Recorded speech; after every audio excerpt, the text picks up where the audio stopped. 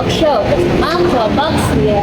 Nah, sebelum kita masuk ke sesi bincang-bincang atau diskusi, perkenalkan terlebih dahulu, saya Mas Putri selaku moderator yang akan memandu acara diskusi kali ini. Nah, sebelumnya pada kesempatan kali ini kami akan membahas tema mengenai akuisisi perusahaan sebagai bisnis atau ancaman bagi perusahaan yang menarik dan relevan di dunia bisnis. Dalam persaingan bisnis sendiri, kan semakin ketat dan banyak perusahaan yang memilih untuk melakukan akuisisi guna memperluas saham, meningkatkan keuntungan, lalu memperoleh teknologi baru maupun memperkuat posisi di pasar. Namun, dibalik dari proses akuisisi dan manfaat-manfaat tersebut, akuisisi juga menyebabkan atau menimbulkan berbagai tantangan nih, baik dari perusahaan, karyawan, lalu juga sisi pencatatan akuntansinya. Nah, untuk membahas topik kali ini yang lebih mendalam, kita sudah ada 3 narasumber yang sangat keren dan juga serunya. Untuk yang pertama, terdapat Kak Diah nih, selaku Direktur Keuangan dari perusahaan yang diakuisisi. Lalu yang kedua, terdapat Kak Kim, di mana perwakilan manajemen dari perusahaan yang diakuisisinya. Dan yang terakhir yaitu Kak Tria, di mana dia ini selaku analisis keuangan sekaligus pengamat dari bisnis. Nah, untuk Kak Kim, Kak Diah, dan juga Kak Diah, terima kasih atas kehadirannya, dan tanpa berlama-lama lagi kita mulai diskusinya nih. Nah, untuk pertanyaan pertama, ya, di masyarakat ini tuh istilah dari akuisisi itu kan seringkali dianggap sama dengan kayak merger atau penggabungan perusahaan nih. Nah, dari sudut pandang Kak Tia sebagai pengamat bisnis, apa sih yang dimaksud dengan akuisisi, dan mungkin bisa dijelaskan dari perbedaannya dengan merger tersebut? Jadi secara sederhana itu adalah proses membeli sebagian besar atau sepenuhnya saham lain sehingga memperoleh kembali atas perusahaan tersebut. Perusahaan yang diakuisisi biasanya berbentuk unit sebagai entitas tersendiri yang benar-benar dalam kembali perusahaan yang diakuisisi. Berbeda dengan merger, di mana dua perusahaan bergabung itu menjadi satu entitas baru. Dalam merger, salah satu atau kedua perusahaan utama akan digabung dan diganti oleh entitas baru. Jadi perbedaan utama yang ada pada adalah batas tersebut. Tadi dari entitas itu ya enak sekali. Lalu nih untuk saat ini tuh banyak perusahaan yang lebih memilih akuisisi dibanding dengan membangun usaha atau bisnis dari nol ya. Nah, boleh nih ditambahin dari sudut pandang Kak Dia sebagai Direktur Keuangan dan internal perusahaannya. Kalau misalkan dari sisi akuisisi sendiri, tentu saja dari sisi internal itu akuisisi itu biasa lebih dianggap lebih cepat dan lebih efisiensi ya. Kan kalau misalnya perusahaan itu dibangun dari awal, mereka tuh harus cari pelabur, terus kemudian membangun reputasi, kemudian merekrut karyawan, dan juga membangun jaringan distribusi. Karena mereka membutuhkan waktu yang lama ya, dan juga tentu saja biaya yang lebih besar. Sedangkan melalui akuisisi sendiri, perusahaan itu biasanya bisa langsung mengelola berbagai sumber daya tersebut itu secara sekaligus. Kemudian untuk tujuan akuisisinya itu sendiri juga bisa sangat beragam. Yang bisa memperluas pasar, kemudian kita juga bisa memperoleh teknologi baru, kemudian bisa menambah aset perusahaan kita, atau juga kita juga bisa mendapatkan sumber daya manusia yang sudah berpengalaman. Karena kan kita akuisisi dari perusahaan sebelumnya. Ya, dalam dunia akuisisi itu akuisisi juga penting karena mempengaruhi laporan keuangan terutama dalam hal pencatatan aset dan juga kewajiban dan juga di akuisisi ini dia lebih efisien ya. Ya betul. Jadi konsep terdapat konsep sinergi nih dari bisa berbincang atau juga. Nah, dari hasil dari sisi perusahaan yang diakuisisi nih, kayak gimana biasanya perusahaan dalam menyambut proses akuisisi dan yang sangat beragam yang terkadang sangat bergantung pada kondisi perusahaan serta bagaimana proses akuisisi itu diimplementasikan. Nah, ada perusahaan yang menyambut akuisisi itu sebagai peluang perkembangan, misalnya ketika perusahaan sedang mengumpulkan modal atau ingin memperluas jangkauan pasar. Namun ada pula yang merasa khawatir nih, terutama jika karyawan itu tidak mendapatkan informasi yang jelas mengenai apa yang akan berubah setelah akuisisi. Jadi pengalaman yang saya alami itu biasanya justru kalau merasakan dampaknya lebih awal jauh sebelum proses akuisisi perusahaan resmi selesai. Seperti itu. Nah, berbicara soal dampak pada karyawan kan tadi ada disebutkan ada dampak pada karyawan. Nah, saya tuh ini banget menggali lebih dalam nih tentang dampak-dampaknya pada karyawan. Tetapi yang paling sering dan paling cepat dirasakan setelah proses akuisisi itu apa sih? Biasanya terjadi pada sistem kerja dan struktur organisasi ya. Karyawan itu sering merasa khawatir karena muncul ketidakpastian mengenai posisi pekerjaan mereka. Nah, selain itu, perusahaan yang diakuisisi itu harus menyesuaikan hukum kerja, sistem pelaporan, hingga reorganisasi dengan perusahaan yang lain. Nah, perubahan seperti ini bicara dari sistem yang fleksibel dan jadi lebih formal dan terstruktur. Maka, bukan maksudnya aplikasi yang tidak sehat. Dan jika khususnya tidak dikelola dengan baik, bisa muncul konflik internal yang mempengaruhi produktivitas perusahaan. Seperti itu. Ada konfliknya juga ya. Nah, kita lanjut ke sisi saya pengelola sini. Gimana biasanya pengelola biasanya? Nah, kita lanjut ke sisi perusahaan pengakuisisi.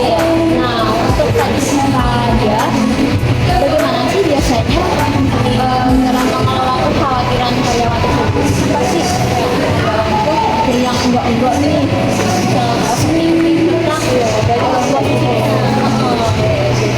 banyak sih yang karyawan yang kayak gitu ya. Mungkin dari kalau dari perusahaan saya sendiri sih ya, kita bisa lakukan itu ya dengan mengomunikasikan gitu secara terbuka dan juga transparan sejak awal besar itu diakuisisi. Manajemen itu juga perlu menjelaskan alasan dilakukannya akuisisi itu apa, kemudian tujuan yang dicapai, kemudian dampaknya itu juga terhadap karyawan itu kayak apa gitu. Terus secara detail kemudian untuk proses transisinya itu juga harus dilakukan sih secara bertahap agar karyawannya itu bisa memiliki waktu untuk beradaptasi gitu dengan perubahan-perubahan yang ada. Kemudian dari sisi adaptasinya sendiri, perusahaan itu juga harus melakukan bulan-bulan pada pasar dan juga kewajiban yang diperoleh agar di laporan keuangan sendiri itu tetap transparan dan juga sesuai dengan standar yang berlaku. Lumayan kompleks juga ya pengelolaan kekhawatiran karyawan. Nah, kita lanjut ke ya. Nah, sebagai pengamat eksternal nih selama kami menjabat, nah, apakah ada faktor-faktor lain yang sering kali diabaikan misalnya dalam mengelola proses akuisisi? Faktor lain yang biasanya diabaikan di perusahaan itu kan seperti ada yang sering menjadi penyebab akuisisi dari perusahaan biasanya terlalu fokus pada apa ya, evaluasi kategori, namun kurang mempersiapkan konsekuensi budaya organisasi. Padahal kan juga perusahaan budaya itu hampir tapi memiliki kebiasaan kerja mulai dan budaya kepemimpinan yang berbeda-beda. Dan jika karyawan itu merasa tidak dilibatkan, tidak mendapatkan informasi dari itu, berarti kita harus menurun dan tujuan akuisisi itu kan jadi sering dicapai gitu. Jadi di situ kan ada dibuka bahwa mayoritas pegawai akuisisi itu kan disebabkan masalah keuangan. melainkan justru disebutkan oleh masalah integrasi sumber daya dan berarti yang sering kali jadinya dari integrasinya ya. Nah sekarang kita masuk ke bagian yang mungkin deket-deket atau menyenggol sedikit nih tentang pemakaian kalian di aplikasi, dimana yaitu dapat aplikasi akuisisi ya. Untuk dia nih dalam direktur keuangan perusahaan, apa aja nih yang harus dicatat, itu harus dicatat dalam proses akuisisi dari sisi akuntansi. Oke, kalau misalnya kali ini biasanya perusahaan akuisisi itu harus mencatat seluruh aset dengan perusahaan yang akan diakuisisi berdasarkan nilai dan biasanya sebagai revenue. Setelah itu perusahaan itu juga membagikan nih ada aset bersih yang diperoleh dengan harga yang dibayarkan pada saat akuisisi. Dan jika harga dibayar dari asetnya itu yang tinggi daripada aset bersih, maka akuisisi itu bisa dicatat sebagai rugi.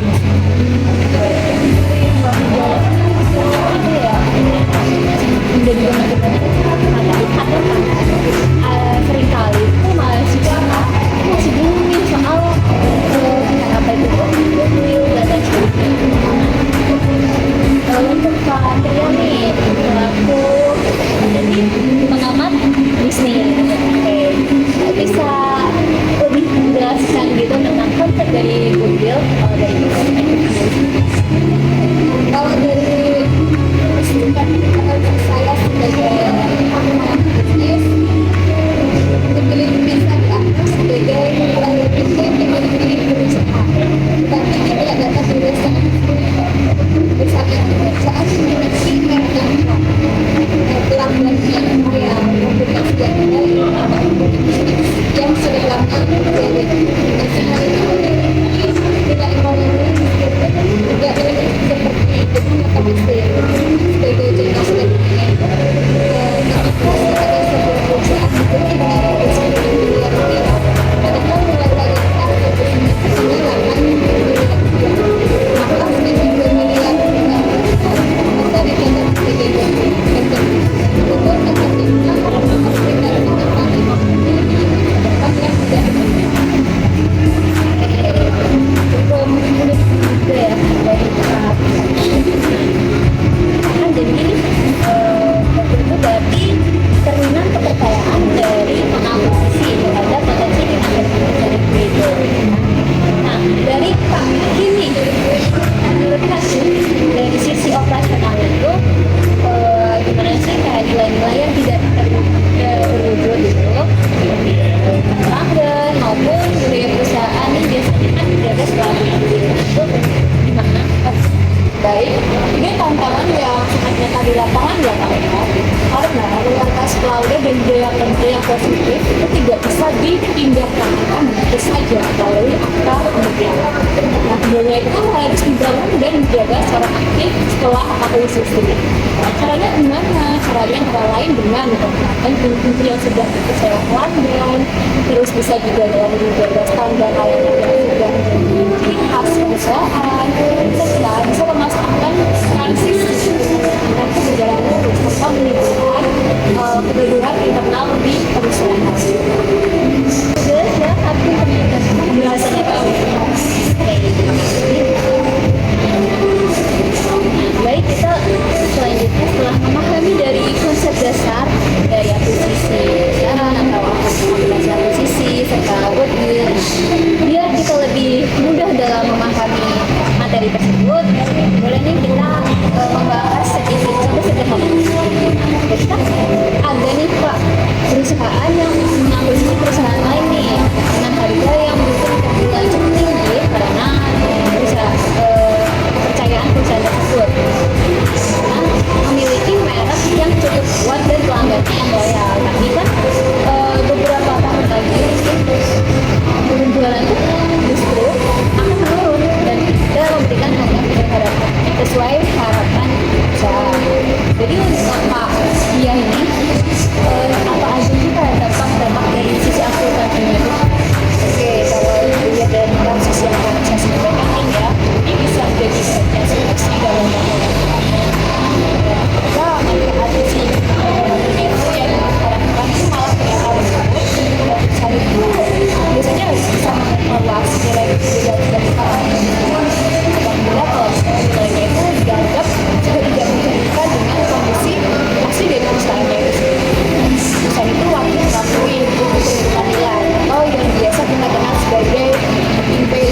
Dan setidaknya ada perusahaan itu akan melihat dari unit tersebut. Inilah kenapa sebelum kita melakukan akuisisi itu kita harus melakukan analisis yang dalam agar perusahaan itu tidak membayar terlalu mahal. Oke, lalu kan di dalam perusahaan itu pasti ada yang namanya investor, yang dimana investor itu kan memberikan dana untuk perusahaan tersebut. Menurut Kak Tia nih, di sudut pandangnya Kak Tia, gimana investor biasanya menyikapi kondisi seperti kasus tersebut? Jadi investor itu biasanya akan sangat kritis dalam menilai situasi tersebut. Kemunculan satu dengan kerugian akibat investasi biasanya definisinya apa?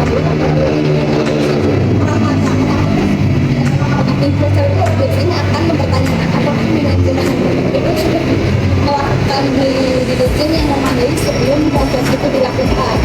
Dalam jangka panjang dan perusahaan itu kan berdasarkan perusahaan pengakuisisi bisa berkembang. Namun dalam jangka panjang itu yang lebih penting adalah apakah manajemen itu mampu yang bikin tentang nilainya tentang Kalau kita melihat dari sudut pandang Radia tadi, lalu untuk hakim nih, dampak dari studi kasus ini yang mungkin seringkali dirasakan oleh orang itu sangat terasa dari karyawan itu sendiri ya. Ketika target perusahaan itu tidak tercapai setelah akuisisi, karyawan itu menghadapi tekanan untuk mendapatkan kinerja dalam waktu yang sangat singkat. Tak jarang muncul kebijakan biaya, perubahan geometri, bahkan kemungkinan restrukturisasi dan pengurangan posisi. Kondisi seperti itu menciptakan ketidakpastian yang mempengaruhi kerjaan. Oleh karena itu, keberhasilan akuisisi benar-benar tidak bisa hanya diukur dari angka keuangan saja, tetapi dari pengelolaan sumber daya manusia juga sangat penting. Nah, setelah kita melihat dari sisi akuisisi dan juga kasus-kasus yang telah kita paparin, nah saya ingin nih mendengar pandangan-pandangan yang lebih tegas dan juga relevan dari posisinya kakak-kakak Vega. Apakah akuisisi ini tuh lebih tepat disebut sebagai strategi bisnis atau malah ancaman bagi perusahaan? Mungkin untuk hakim sendiri bisa dijelasin dari sudut pandang dari POV saya nih Kak ya. Akuisisi adalah peluang sekaligus tantangan bagi perusahaan dan hasilnya sangat bergantung pada bagaimana prosesnya itu dikelola. Perusahaan itu bisa berkembang lebih besar, tapi juga tidak ada perhatian serius terhadap kondisi keanggotaan karyawan dalam proses perubahan. Pertumbuhan di atas seperti akan bertahan lama. Sumber daya manusia adalah aset nyata yang menentukan apakah bisnisnya berhasil atau tidak. Oke, lalu kalau untuk Nadia nih, gimana sih pandangan apa sebagai pengamat bisnis? Kalau pandangan saya sebagai pengamat bisnis itu itu bukan otomatis menjadi strategi yang berhasil dan juga bukan otomatis menjadi ancaman. Dari data yang saya amati, sekitar separuh dari akuisisi besar itu menghasilkan nilai yang sesuai ekspektasi awal.